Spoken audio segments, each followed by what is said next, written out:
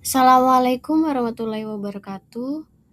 Perkenalkan, nama saya Diana Tri Hakiki dengan NIM 8600408082. Hari ini kita akan belajar tentang siklus air. Pernah nggak kalian bertanya, kenapa air hujan bisa turun dari langit? Nah, jawabannya ada di proses yang disebut siklus air. Kita akan bahas bersama sekarang. Sebelum mulai, kita tentukan dulu tujuan belajar kita. Setelah selesai, kalian diharapkan bisa menjelaskan pengertian siklus air, menyebut 4 tahapnya, dan tahu manfaatnya untuk kehidupan. Tujuan ini akan jadi panduan kita hari ini. Siklus air itu seperti lingkaran besar di alam.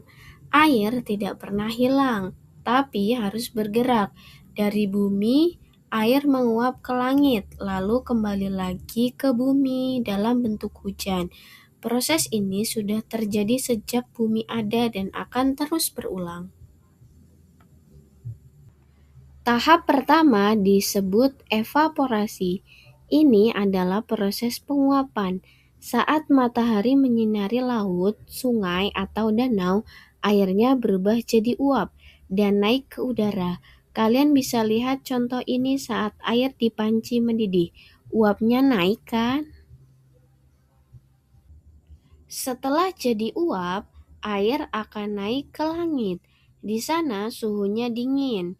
Uap air yang dingin ini akan terkumpul dan berubah jadi titik-titik air kecil. Kumpulan titik air inilah yang kita sebut awan. Proses ini disebut kondensasi. Ketika awan sudah penuh dengan titik air, maka air akan turun kembali ke bumi. Bisa berupa hujan, salju, atau es. Proses turunnya air ini kita sebut presipitasi. Nah, inilah yang kita rasakan sebagai hujan.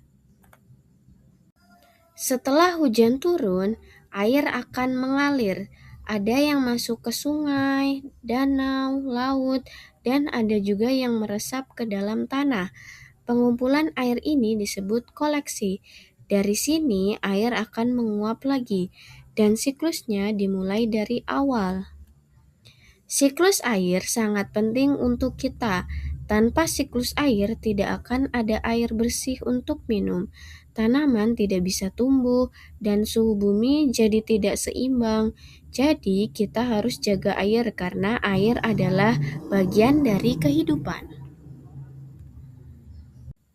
Sekarang kita cek pemahaman kalian.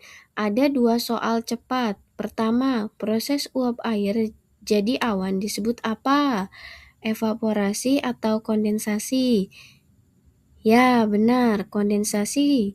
Kedua, air hujan termasuk tahap apa? Presipitasi atau koleksi? Betul, presipitasi. Bagus sekali. Sebagai penutup, ingatlah bahwa air adalah sumber kehidupan. Siklus air membuat air terus tersedia untuk kita.